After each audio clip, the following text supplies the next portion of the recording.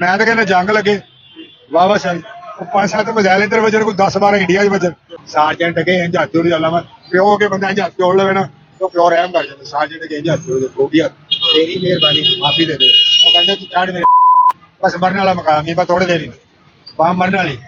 लुटने वाली है मुल्क को सवारने वाला नहीं है वासी है उन्हें उसको बड़ा हिस्सा बुरे हाल ही ने कारोबार नहीं है पेट्रोल वो एडा महंगा कुआरी है 40 रुपए कदे 40 और 32 बना के बंदा ले आवे बस 400 रुपए लीटर पेट्रोल है ਤੇ ਬਹੁਤ ਮੁਸ਼ਕਲ ਸਵਾਰੀ ਆ ਰਹੀ ਤੇ ਸਾਰੀ ਗੱਲ ਹੈ ਜਿਨ੍ਹਾਂ ਦੇ ਦੋ ਬੱਚੇ ਨੇ ਘਰ ਕਿਰਾਏ ਤੇ ਆ ਉਹ ਕਿਵੇਂ ਆਪਣੀ ਜ਼ਿੰਦਗੀ ਬਸਰ ਕਰਨਗੇ ਬਹੁਤ ਮੁਸ਼ਕਲ ਹੈਗਾ बंदे पुल ते चढ़ के छाल मार और कुछ नहीं कपारी काम मेरे ना वो जलालत है नवाज शरीफ वर्गे लक्ष्य जीत गया तेरे को वोट लिया तेरे को लिया तेरे को लिया मरियम साड़ी की लगती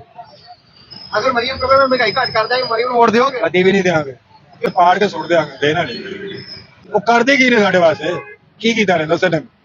कैसे बुजुर्गो बुरे हाल ही ने क्या मतलब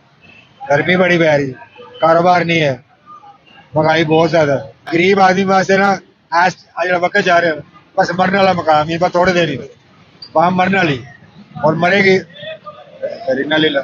कोई नहीं मयूसी की मजूसी भैन दी पेट्रोल वो एडा महंगा कुआरी है वा ਇੱਥੇ ਦੇ ਇੱਥੇ ਫੇਰੇ 3 ਘੰਟੇ ਬਾਅਦ ਵਾਰੀ ਆ ਜੀ ਉਹ ਵੀ ਲੜ ਕੇ ਇੱਕ ਫੇਰਾ 2 ਲੱਖ ਦੇ ਕਾਰ ਕੰਮ ਹੈ ਕੋਈ ਤੇ ਮਹਿੰਗਾਈ ਨਹੀਂ ਤੇ ਹੋਰ ਕੀ ਗਰੀਬ ਆਦਮੀ ਮਰੇਗਾ ਨਹੀਂ ਤੇ ਹੋਰ ਕੀ ਕਰੇਗਾ ਦੱਸ ਰਿਹਾ ਮੈਂ ਦੱਸੋ ਇੰਨੀ ਪਰੇਸ਼ਾਨੀ ਭਾਈ ਤੁਸੀਂ ਦੱਸੋ ਨਾ ਤੁਹਾਨੂੰ ਨਹੀਂ ਸਮਝ ਆ ਰਹੀ ਕਿ ਕੀ ਹਾਲਾਤ ਹੈਗੇ ਮੁਲਕ ਦੇ ਮੈਂ ਤਾਂ ਕਹਿੰਦਾ ਜੰਗ ਲੱਗੇ ਵਾਹ ਵਾਹ ਸਾਰੀ 5-7 ਮਿਸਾਈਲ ਇਧਰ ਵਜਨ ਕੋਈ 10-12 ਇੰਡੀਆ 'ਚ ਵਜਨ ਉਧਰ ਵੀ ਵਾਮ ਘਟੇ ਇੱਧਰ ਵੀ ਵਾਮ ਘਟੇ ਕੋਈ ਹਾਲਾਤ ਥੋੜੇ ਜਿਹੜੇ ਆਉਣ ਵਾਲੀ ਨਸਲ ਉਹਨਾਂ ਦੇ ਕੋਲ ਹਾਲਾਤ ਥੋੜੇ ਬਿਹਤਰ ਹੋ ਕੀ ਸਮਝੋ ਇੰਜ ਦੇ ਹਾਲਾਤ ਹੈ ਫਿਰ ਅੱਲਾ ਦਾ ਬੰਦਾ ਜਿਸ ਘਰ ਦੇ ਵਿੱਚ ਮਕਾਨ ਕਿਰਾਏ ਦਾ ਕੁੜੇ ਕਿਰਾਏ ਦਾ ਇੰਜ 20,000 ਦੇ 25,000 ਦੇ ਗਰੀਬ ਆਦਮੀ ਕਿੱਥੋਂ ਲੈ ਕੇ ਆਵੇ ਦਿਹਾੜੀ ਕਿੰਨੀ ਦਿਹਾੜੀ ਦਾ ਜਾਣੇ ਤੂੰ ਦਾ ਦਿਹਾੜੀ ਕਿੰਨੀ ਬਣ ਜਾਂਦੀ 1000 ਤੋਂ 1500 ਹੈ 1000 ਤੋਂ 1500 ਰੁਪਏ ਦਿਹਾੜੀ ਬਣ ਉਹਦੇ ਤੁਸੀਂ ਕਿਰਾਇਆ ਕੱਢੋਗੇ ਬਿੱਲ ਕੱਢੋਗੇ ਘਰ ਦੇ ਖਰਚਾ ਚਲਾਓਗੇ ਭੈਣਾਂ ਭਰਾਵਾਂ ਜਾਓਗੇ ਬਿਮਾਰ ਹੋ ਗਿਆ ਉਹਦੀ ਦਵਾਈ ਲਓ ਕੀ ਕਰੋਗੇ ਦੱਸੋ ਕੁਛ ਬਣਦਾ ਫਿਰ ਕਿੰਨੇ ਪੈਸੇ ਡੇਲੀ ਤੇ ਕਮਾ ਲੈਂਦੇ ਹੋ ਅਸੀਂ 1200 1400 ਦਾ ਉਹਦੇ ਚੋਂ ਪੈਟਰੋਲ ਆਪਣਾ ਹੁੰਦਾ ਠੀਕ ਹੈ 1000 ਰੁਪਇਆ ਕੋ ਲੈ ਰਹੇ ਦਿਹਾੜੀ ਕੋਈ 1500 ਲੈ ਰਿਹਾ ਜਿਹੜੇ 1500 ਲੈਂਦੇ ਨੇ ਉਹ ਇੱਥੇ ਖਲੋ ਕੇ ਕੋਲ ਰਕਸ਼ੇ ਭਰਵਾਉਂਦੇ ਨੇ ਚਲੇ ਜਾਂਦੇ ਜਿਹੜੇ ਜਿਹਨੇ ਦਿਹਾੜੀ ਥੋੜੀ ਹੈ ਉਹ ਵਿਚਾਰੇ ਮੇਰੇ ਕੇ ਤਰਲਾ ਤਾਂ ਯਾਰ ਫੇਰਾ ਭਰਾ ਦੇ ਤਰਲੇ ਆਗਾ ਦੇ ਲੈ ਕੇ ਤੇਰੇ ਤਰਲੇ ਲੈ ਉਹ ਭਾਈ ਦੇ ਤਰਲੇ ਲੈ ਕਰਕੇ ਤਰਲੇ ਤਾਂ ਕਰਿਓ ਫੇਰਾ ਭਰੀ ਦਾ ਉਹ 250 ਦਾ 200 ਦਾ ਫੇਰਾ ਲੱਗਦਾ 150 ਦਾ ਪੈਟਰੋਲ ਲੱਗ ਜਾਂਦਾ ਪਿੱਛੇ ਕੀ ਬਚਿਆ 150 ਜੋ ਤੁਸੀਂ ਹਿਸਾਬ ਲਓ ਕਿ ਉਹਦੇ ਚ ਤੁਸੀਂ ਚਾਹ ਪੀਓਗੇ ਨਾ ਚਾਹ ਤੇ ਕਿੰਨੇ ਦੀ ਚਾਹ 60 ਰੁਪਏ ਦੀ ਤੇ ਪਿੱਛੇ ਕੀ ਬਚਦਾ 40 ਰੁਪਏ ਤੇ ਫਿਰ 40 ਔਰ 32 ਬਣਾ ਕੇ ਬੰਦਾ ਲੈ ਲਵੇ ਬਸ ਲਗਾ ਫਿਰ ਕਿੰਨੇ ਬੱਚੇ ਨੇ ਮੇਰੇ 5 ਬੱਚੇ ਨੇ ਮਾਸਾ ਟੋਟਲ ਫੈਮਿਲੀ ਮੈਂਬਰ ਕਿੰਨੇ ਨੇ ਅਸੀਂ 7 ਲੋਕ ਆ 7 ਲੋਕ ਹੈ ਘਰ ਕਿਰਾਏ ਦਾ ਹੈ ਹਾਂ ਤੇ ਘਰ ਸ਼ਾਮ ਨੂੰ ਰਾਤ ਨੂੰ ਟੋਟਲ ਚਾਹ ਪੀ ਕੇ ਕਿੰਨੇ ਪੈਸੇ ਬਚਾ ਕੇ ਲੈ ਕੇ ਜਾਂਦੇ ਹੋ ਬਸ ਸ਼ੁਕਰ ਹੈ ਅੱਲਾਹ ਤਾਲਾ ਰੋਟੀ ਦੇ ਦਿੰਦਾ ਸ਼ਾਮ ਨੂੰ ਰਾਤ ਨੂੰ ਦੇ ਦਿੰਦਾ ਸਵੇਰੇ ਫਿਰ ਨਵੀਂ ਤਾਜ਼ੀ ਇਹ ਹਾਲਾਤ ਬੰਦਾ ਇਸ ਦੌਰ 'ਚ ਜਿਹੜਾ ਗਰੀਬ ਆਦਮੀ ਰਕਸ਼ਾ ਚਲਾ ਰਿਹਾ ਨਾ ਉਹ ਕਹੇ ਕਿ ਮੈਂ ਸ਼ਾਮ ਨੂੰ 4000 ਜਾਂ 5000 ਰੁਪਇਆ ਆਪਦੇ ਘਰ ਦੇ ਕੇ ਸਵੇਰ ਮੈਂ ਨਿਕਲਾਂ ਤੇ ਮੇਰੀ ਜੇਬ 1500 ਹੋਵੇ ਉਹ ਝੂਠ ਬੋਲ ਕਿਉਂਕਿ ਮੇਰਾ ਆਪਣਾ ਰਕਸ਼ਾ ਇਹ ਰਕਸ਼ਾ ਮੇਰਾ ਆਪਣਾ ਠੀਕ ਹੈ ਮੈਨੂੰ ਬਣਾਈਓ 1000-1500 ਰੁਪਇਆ ਮਸੇ ਰੋਜ਼ ਹੋ ਗਏ ਬਚਦਾ ਜਿਹਨੇ ਦਿਹਾੜੀ ਦੇਣੀ 1000-1500 ਰੁਪਏ ਜੇ ਦਿਹਾੜੀ ਵੀ ਦੇਣੀ ਪੈਟਰੋਲ ਵੀ ਪਾਣਾ ਅੱਲਾ ਨਾ ਕਰੇ ਪੈਂਚਰ ਹੋ ਜਾਏ 150 ਰੁਪਏ ਪੈਂਚਰ ਹੋ ਜਾਏ ਦੱਸੋ ਉਹ ਕਿੰਨੇ ਕੋ ਕਮਾ ਲੇ ਕੀ ਕਰੇਗਾ ਇਹ ਜਿਹੜਾ ਕਹਿ ਰਿਹਾ ਨਾ ਕਿ ਉਹ ਇੰਜ ਭਾਈ ਉਹ ਸਹੀ ਕਹਿ ਰਿਹਾ ਤੇ ਕਿ ਦਿਹਾੜੀ ਵੀ ਦੇਣੀ 1000 ਰੁਪਏ ਫਿਰ ਆਪਣੇ ਬੱਚਿਆਂ ਦੇ ਆਪਣੇ ਭੈਣਾਂ ਨੂੰ ਸ਼ਾਦੀशुदा नहीं अपने भैन भरा वास्ते वालदैन वास्ते शहरी गले को चारों ने ले जाएगा 4 दिन नहीं लियागा घर वाले धक्के मार के चल निकल तो सानू नहीं देना कुछ वालदैन नहीं देना भैन भरावां ने कुछ देना तो उन्होंने धक्के ही मारने और की करना ਅੱਜ ਦੇ ਟਾਈਮ 'ਚ ਬਹੁਤ ਮੁਸ਼ਕਲ ਹੈ ਭਾਈ ਇਹ ਦਿਹਾੜੀ ਤੇ ਰਕਸ਼ੇ ਨੇ ਡੇਲੀ 1000 ਰੁਪਏ ਇਹਨਾਂ ਦਾ ਕਿਰਾਇਆ 400 ਰੁਪਏ ਲੀਟਰ ਪੈਟਰੋਲ ਹੈ ਤੇ ਬਹੁਤ ਮੁਸ਼ਕਲ ਸਵਾਰੀ ਹੈ ਨੇ ਤੇ ਸਾਰੀ ਗੱਲ ਹੈ ਜਿਨ੍ਹਾਂ ਦੇ ਦੋ ਬੱਚੇ ਨੇ ਘਰ ਕਿਰਾਏ ਤੇ ਆ ਉਹ ਕਿਵੇਂ ਆਪਣੀ ਜ਼ਿੰਦਗੀ ਬਸਰ ਕਰਨਗੇ ਬਹੁਤ ਮੁਸ਼ਕਲ ਹੈਗਾ डेली कितने पैसे कमा लेते हो डेली तकरीबन ज्यादा तो ज्यादा भी 2000 रुपया कैश कर लेने होंगे 2500 कर लेंगे जिंदे चो 1000 रुपया मालकां दा तकरीबन 700-800 हज़ार रुपए का तेल हो जाता ते बचना वापसी की सानू 500-600 रुपया चलान भी होंगे 2-2 हज़ार रुपए के चलान ने ਉਹ ਕਹਿੰਦਾ ਭਾਈ 5-5 ਹਜ਼ਾਰ ਦੇ 3-3 ਹਜ਼ਾਰ ਦੇ ਅਗਰ ਆਪਣੀ ਇੰਜ ਹੱਥ ਜੋੜੀ ਦੇ ਇਸ ਤਰ੍ਹਾਂ ਸਾਰਜੈਂਟ ਕੇ ਇੰਜ ਹੱਥ ਜੋੜੀ ਅੱਲਾ ਮਾ ਪਿਓ ਕੇ ਬੰਦਾ ਇੰਜ ਹੱਥ ਜੋੜ ਲਵੇ ਨਾ ਉਹ ਪਿਓ ਰਹਿਮ ਕਰ ਜਾਂਦਾ ਸਾਰਜੈਂਟ ਕੇ ਇੰਜ ਹੱਥ ਜੋੜੀ ਦੇ ਗੋਡੀ ਹੱਥ ਤੇਰੀ ਮਿਹਰਬਾਨੀ ਮਾਫੀ ਦੇ ਦੇ ਉਹ ਕਹਿੰਦਾ ਤੂੰ ਚੜ ਮੇਰੇ ਐ ਤਾਂ ਹੋਣਾ ਹੀ ਹੈ 2500 3-3 ਹਜ਼ਾਰ ਰੁਪਏ ਦਾ ਚਲਾਨ 2-2 ਹਜ਼ਾਰ ਰੁਪਏ ਦਾ ਚਲਾਨ 2000 ਦਾ ਚਲਾਨ 100 ਰੁਪਏ ਭੈਣ ਲੈਂਦੇ ਜਿਹੜੇ ਤਾਂ ਜਿਹਨੂੰ ਪੈਸੇ ਦੋ 2100 ਰੁਪਏ ਜਦੋਂ ਚਲਾਨ ਹੁੰਦਾ ਉਦੋਂ ਕੀ ਕੈਫੀਅਤ ਹੁੰਦੀ ਹੈ, ਉਦੋਂ ਕੀ ਜਜ਼ਬਾਤ ਹੁੰਦੇ ਉਦੋਂ ਇਹ ਹੁੰਦਾ ਹੈ ਕਿ ਬੰਦਾ ਪੁਲ ਤੇ ਚੜ ਕੇ ਛਾਲ ਮਾਰ ਓਏ ਹੋਏ। ਹੋਰ ਕੁਝ ਨਹੀਂ ਇਸ ਤੋਂ ਇਲਾਵਾ ਕੀ ਕਰ ਸਕਦਾ ਗਰੀਬ ਆਦਮੀ ਮੈਨੂੰ ਤੁਸੀਂ ਇਹ ਦੱਸੋ ਕੀ ਕਰ ਸਕਦਾ ਚਲਾਨ ਹੁੰਦੇ ਕਿਉਂ ਨੇ? ਇਹ ਚਲਾਨ ਭਾਈ ਮਰੀਆਂ ਬਾਦ ਮਾਸ਼ਾਅੱਲਾ ਅੱਲਾਹ ਭਾਈ ਜਿੰਦਾਬਾਦ ਨਹੀਂ ਉਹਦਾ ਕੀ ਕਸੂਰ ਹੈ? ਉਹਦਾ ਕਸੂਰ- ਵਾਰਡਨ ਕਰਦੇ ਨੇ ਚਲਾਨ ਦਾ। ਬਾਰਟਰ ਨੂੰ ਮਨਾ ਕਰੇ ਕਿਹਾ ਤੇ ਮਰੀਮ ਨਵਾਜ਼ ਨਹੀਂ ਹੈ ਨਾ ਉਹਨਾਂ ਨੂੰ ਮਨਾ ਕਰੇ ਨਾ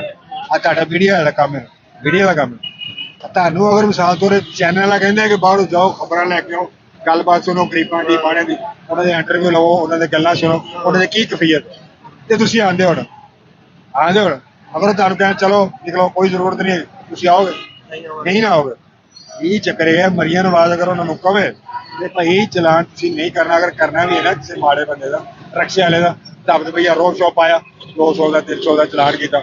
ਚਲੋ ਇਹਨੇ ਬੰਦਾ ਬਰਦਾਸ਼ਤ ਵੀ ਕਰ ਠੀਕ ਹੈ ਹੁਣ ਇਹ ਬੱਚੇ 1000 ਰੁਪਏ 1500 ਦਿਹਾੜੀ ਦੇ ਇਹਦੇ ਚਲਾਨ ਹੋਏ ਉਹ ਬਾਹਰ ਤੇ 2000 ਰੁਪਏ ਦਾ ਇਹ ਤਾਂ ਦੇਵੇਗਾ ਜਾਂ ਰਕਸ਼ਾ ਬੰਦ ਕਰਵਾਏਗਾ ਜਾਂ ਫਿਰ ਚਲਾਨ ਦੇ ਅਗਰ ਰਕਸ਼ਾ ਬੰਦ ਹੋਏਗਾ ਤਾਂ 5000 ਦਾ ਖਰਚਾ ਤੇ ਜੇ ਨਹੀਂ ਚਲਾਨ ਵਕਤੀ ਤੌਰ ਤਾਰੇਗਾ ਭਾਵੇਂ ਕਿਸੇ ਕੋਲੋਂ ਪੜੇ ਭਾਵੇਂ ਕਿਸੇ ਤਰਲੇ ਲਵੇ ਕਾਰ ਕਰਾ ਕੇ ਤਾਰ ਕਹੇਗਾ 2100 ਰੁਪਏ ਦਾ ਖਰਚਾ ਉਹ ਕੌਣ ਦੇਗਾ ਕੋਈ ਨਹੀਂ ਮਾਲਕ ਨਹੀਂ ਦੇਗਾ ਇਹੀ ਭਰੇਗਾ ਇਹ ਕਿੱਥੋਂ ਦੇਗਾ ਕਦੀ ਇਸ ਤਰ੍ਹਾਂ ਹੋਇਆ ਜੇ ਕਿ ਤੁਸੀਂ ਤੁਹਾਡਾ ਚਲਾਨ ਹੋ ਗਿਆ ਤੁਹਾਡੇ ਕੋਲ ਪੈਸੇ ਨਾ ਹੋਣ ਤੇ ਫਿਰ ਕੀ ਕਰਦੇ ਹੋ? ਫਿਰ ਹੋਣ ਵਾਲਾ ਕੰਮ ਭਾਈ ਮੇਰੇ ਕਿਤੇ ਹੋਇਆ ਇੱਥੇ ਚਲਾਨ ਹੋ ਜਾਂਦਾ ਇਸ ਤਰ੍ਹਾਂ। ਮੇਰਾ ਇੱਥੇ ਚਲਾਨ ਹੋਇਆ ਇੱਥੇ 2000 ਰੁਪਏ ਦਾ ਮੇਰੀ ਜੇਬ 'ਚ ਸੀ 1000 ਰੁਪਇਆ ਮੈਂ ਸੋਚਿਆ ਕਿ ਮੇਰੇ ਕੋਲ 1500 ਰੁਪਇਆ ਉਹ ਮੈਂ ਨਾ ਆਪਣੇ ਕੋਲ 1500 ਗਿਆ ਨਾ ਪੁੱਛਣ ਨਹੀਂ ਹੈਗਾ ਉਹਦੇ ਕੋਲ 500 ਰੁਪਇਆ ਬੜਾ ਮੈਂ ਕਿਹਾ ਯਾਰ 500 ਰੁਪਇਆ ਦੇ ਉਹਨੇ ਫਿਰ 500 ਦਾ ਮੈਂ ਦੁਕਾਨ ਤੇ ਗਿਆ ਨਾ ਉਹ ਕਹਿੰਦਾ ਚਾਚਾ ਆ 1500 600 ਹੋਰ ਦੇ ਉਹ 600 ਉਹਨੇ ਉਧਾਰ ਕੀਤਾ ਉਹ ਵੀ ਉਸ ਬੰਦੇ ਨੇ ਲਿਆ ਜਿਹਦੇ ਕੋਲ 1500 ਬੜਿਆ ਉਹਦੇ ਕੋਲ ਲਿਆ ਫਿਰ ਉਹਨੂੰ ਦਿੱਤਾ ਦੇ ਕੇ ਫਿਰ ਤਰਲਾ ਕਰਕੇ ਫਿਰ ਦੂਸਰੇ ਦਿਨ ਉਹਨੂੰ ਪੈਸੇ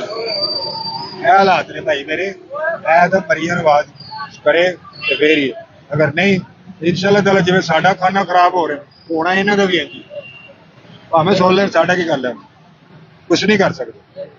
ਤਾਂ ਮੈਨੇ ਕਿ ਸਾਡਾ ਸੁਣਨਾ ਕੁਛ ਕਰ- ਦੇਖੋ ਕਦੀ ਇਸ ਤਰ੍ਹਾਂ ਹੋਇਆ ਹੋਵੇ ਕਿ ਸਾਰਾ ਦਿਨ ਕੰਮ ਕੀਤਾ ਹੋਵੇ ਚਲਾਨ ਹੋ ਗਿਆ ਪੈਟਰੋਲ ਪਾਇਆ ਸ਼ਾਮ ਨੂੰ ਘਰ ਗਏ ਹੋ ਕਿਸੇ ਬੱਚੇ ਨੇ ਕਿਹਾ ਹੋਵੇ ਅੱਬੂ ਜੀ ਅੱਜ ਤੇ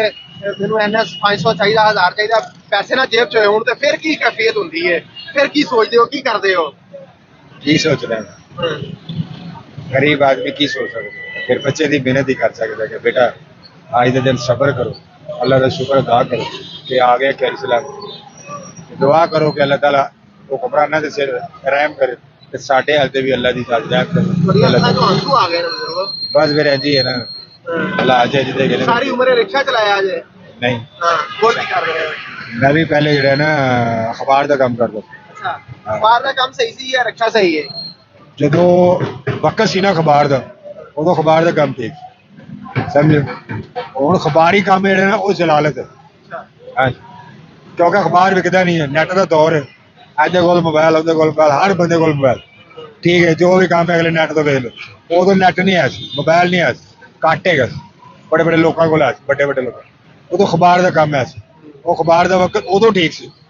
ਲੇਕਿਨ ਹੁਣ ਨਹੀਂ ਸੀ ਮੈਂ 30 ਸਾਲ ਨੌਕਰੀ ਕੀਤੀ ਅਖਬਾਰ ਦੀ ਸਭ ਤੋਂ ਪਹਿਲੇ ਮੈਂ ਖਬਰੇ 'ਚ ਕੰਮ ਕੀਤਾ ਉਸ ਵਾਰ ਰੋਜ਼ਾਨਾਮਾ ਦਿਨ ਅਖਬਾਰ ਆ ਉਹਦੇ 'ਚ ਕੀਤਾ ਫਿਰ ਚੁਨਾਵ ਅਖਬਾਰ ਆ ਅਜੇ ਵੀ ਮਾੜਾ ਮੋਟਾ ਚੱਲ ਰਿਹਾ ਨੁਆਏ ਵਕਤ 'ਚ ਕੰਮ ਕੀਤਾ ਐਂਡ ਮੈਂ ਖਬਰੇ 'ਚ ਕੀਤਾ ਫਿਰ ਮੈਂ ਛੱਡ ਦਿੱਤਾ ਫਿਰ ਤਨਖਾਹ ਵਾਲੇ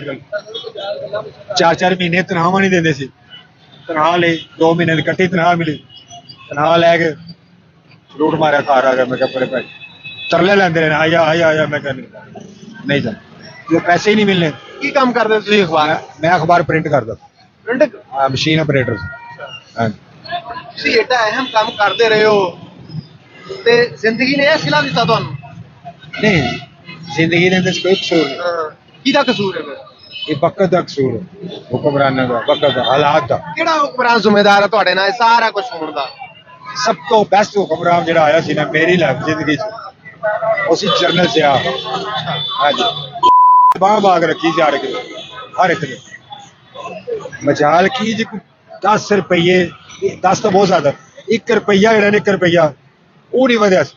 ਉਹਨੇ 12 ਸਾਲ ਕੇ 11 ਸਾਲ हुकूमत की थी ਉਹਨੇ ਸਹੀ ਡੰਡੇ ਦੌੜਦੇ ਸੀ ਬਾਕੀ ਜਿੰਨੇ ਵੀ ਆਏ ਨੇ ਸਾਰੇ ਹੀ ਆਏ ਲੁੱਟਣ ਵਾਲੇ ਆਏ ਕੋਈ ਮੁਲਕ ਨੂੰ ਸਵਾਰਨ ਵਾਲਾ ਨਹੀਂ ਆਇਆ ਨਵਾਜ਼ ਸ਼ਰੀਫ ਹੈ ਉਹਨੇ ਉਸ ਤੋਂ ਵੱਡਾ ਰਿਸ਼ਤਾ ਦਿੱਤਾ ਸਮਝੇ ਹੁਣ ਫਿਰ ਉਹਨੇ ਦੀ ਹੁਕੂਮਤ ਫਿਰ ਉਹ ਨਵਾਜ਼ ਸ਼ਰੀਫ ਵਰਗੇ ਇਲੈਕਸ਼ਨ ਜਿੱਤ ਗਿਆ ਤੇਰੇ ਕੋਲ ਵੋਟ ਲਿਆ ਇਹਦੇ ਕੋਲ ਲਿਆ ਤੇਰੇ ਕੋਲ ਲਿਆ ਉਹਦੇ ਕੋਲ ਲਿਆ ਕਿਸੇ ਕੋਲ ਨਹੀਂ ਉਹ ਭਾਈ ਅਗਲੇ ਨੇ ਸੰਦੂਕੜੀਆਂ ਪੇਟੀਆਂ ਭਰੀਆਂ ਪਈਆਂ ਅਜਾ ਮਾਡਲ ਤੋਂ ਉਹਨਾਂ ਦਾ ਘਰ ਵੇ ਤਹਿਖਾਨੇ ਵੇ ਕੁੜੀ ਵੇ ਐਡੇ ਟਰਨਕ ਭਰੇ ਪਏ ਪੇਟੀਆਂ ਭਰੀਆਂ ਆਦੀਆਂ ਸ਼ਰਾਜ ਦੀ ਗਾੜਾ ਨਹੀਂ ਉੱਥੇ ਸਟੈਪ ਲਾ ਦਿਆ ਉਹ ਪਏ ਇਲੈਕਸ਼ਨ ਲੜਦੇ ਕਿਹੜਾ ਕਾਹਦੇ ਵਾਸਤੇ ਇਲੈਕਸ਼ਨ ਲੜਦੇ ਦੱਸੋ ਨਾ ਮੈਨੂੰ ਤੁਸੀਂ ਦੱਸੋ ਹੁਕਮਰਾ ਸਰਬਰਾਹ ਤੁਹਾਨੂੰ ਬਣਾਤਾ ਇਸ ਲੋਕ ਦਾ ਕਿ ਤੁਸੀਂ ਸਰਬਰਾਹ ਹੋ ਜਦੋਂ ਤੁਸੀਂ ਸਰਬਰਾਹ ਬਣ ਗਏ ਤੁਹਾਡਾ ਕੰਮ ਹੈ ਗਿਆ ਮੇਰੇ ਤੋਂ ਤਗੜਾ ਹੈ ਅਮੀਰ ਆਦਮੀ ਮੈਂ ਗਰੀਬ ਹਾਂ ਤਗੜਾ ਤੁਸੀਂ ਸਰਬਰਾਹ ਹੋ ਤੁਹਾਡਾ ਕੰਮ ਹੈ ਦੋ ਬੰਦੇ ਦੀ ਗੱਲ ਸੁਣ ਲਓ ਬੰਦਾ ਹੱਕ ਜੇ ਨਹੀਂ ਹਾਂਜੀ ਜਿਹੜਾ ਗਲਤ ਹੈ ਉਹਨੂੰ ਗਲਤ ਕਹੋ ਜਿਹੜਾ ਸਹੀ ਹੈ ਉਹਨੂੰ ਸਹੀ ਕਹੋ ਐ ਨਹੀਂ ਹੈਗਾ ਤਗੜਾ ਚੱਲ ਤੂੰ ਤੇ ਪੈ ਕਾਹਦੇ ਤੂੰ ਘੁਮਰਾਨ ਮੇਰੇ ਲੋਕ ਘੁਮਰਾਨ ਕਿਸ ਚੀਜ਼ ਦਾ ਦੱਸੋ ਨਾ ਮੈਨੂੰ ਹੁਕਮਰਾਨ ਕੋਈ ਨਹੀਂ ਇਮਰਾਨ ਖਾਨ ਨੇ ਕਿਹਾ ਸੀ 2 ਕਾਨੂੰਨ ਨਵਾਜ਼ ਸ਼ਰੀਫ ਅਸੀਂ ਤਾਂ ਕਿਸੇ ਦੀ ਭੈਣ ਨੂੰ ਨਹੀਂ ਦਿੰਦੇ ਹੀ ਨਹੀਂ ਮਰੀਮ ਨੂੰ ਕਿਸੇ ਨੂੰ ਵੀ ਨਹੀਂ ਦਿੰਦੇ ਮਰੀਮ ਸਾਡੀ ਕੀ ਲੱਗਦੀ ਅਗਰ ਮਰੀਮ ਕਬਰ ਮਹਿੰਗਾਈ ਘੱਟ ਕਰ ਦਾਂਗੇ ਮਰੀਮ ਨੂੰ ਵੋਟ ਦਿਓਗੇ ਕਦੀ ਵੀ ਨਹੀਂ ਦਿਆਂਗੇ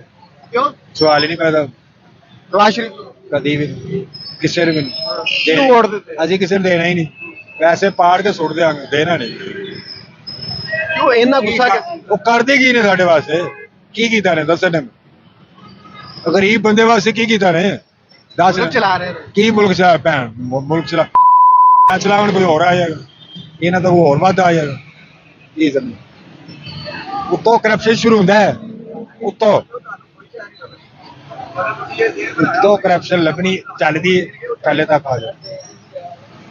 ਸਮਝ ਆ ਮੁਲਕ ਹੀ ਕਰਪਸ਼ਨ ਦਾ ਤੇ ਹੋਣਾ ਕੀ ਐ ਜੀ ਬਜ਼ੁਰਗਾਂ ਨੇ ਬੜੀਆਂ ਖਰੀਆਂ ਗੱਲਾਂ ਕੀਤੀਆਂ ਤੇ ਸੱਚੀਆਂ ਗੱਲਾਂ ਕੀਤੀਆਂ ਨੇ ਹੈਗੇ ਨੇ ਕਿਨੇ ਕਰਪਸ਼ਨ ਵਾਲੇ ਤੇ ਥੱਲੇ ਵਾਲੇ ਤਾਂ ਕਹਿੰਦੇ ਭੈਣ ਨੂੰ ਜਿਹਦੇ ਵੱਡੋ ਉਹ ਇੱਥੇ ਰਕਸ਼ਿਆਂ ਵਾਲੇ ਜਿਹੜੇ ਨੇ ਉਹ ਨਹੀਂ ਸਾਨੂੰ ਉਹ ਨਹੀਂ ਸਾਲ ਹੈ ਫੇਰਾ ਨਹੀਂ ਭਰ ਦਿੰਦੇ ਤੇ ਨਵਾਜ਼ ਸ਼ਰੀਫ ਤਾਂ ਬਹੁਤ ਦੂਰ ਦੀ ਗੱਲ ਹੈਲੋ ਜੀ ਉਹਨਾਂ ਨੇ ਕਿਹਾ ਕਿ ਜਿਹੜਾ ਪੱਟੋ ਉਹੀ ਲਾਲ ਜਿਹਨੂੰ ਦੇਖੋ ਉਹੀ ਇੱਥੇ ਯਜ਼ੀਦ ਬਣਿਆ ਹੋਇਆ ਜੇ ਹਰ ਬੰਦਾ ਇੱਥੇ ਆਪਣੀ ਜਿਹੜਾ ਜਿੰਨਾ ਉਹਨੂੰ ਉਹਦਾ ਮਿਲਿਆ ਹੋਇਆ ਉਸ ਹਿਸਾਬ ਦੇ ਨਾਲ ਉਹ ਲੁੱਟਮਾਰ ਕਰ ਰਿਹਾ ਜੇ ਬਜ਼ੁਰਗਾਂ ਨੇ ਬੜੀਆਂ ਤਲਖ ਗੱਲਾਂ ਕੀਤੀਆਂ ਨੇ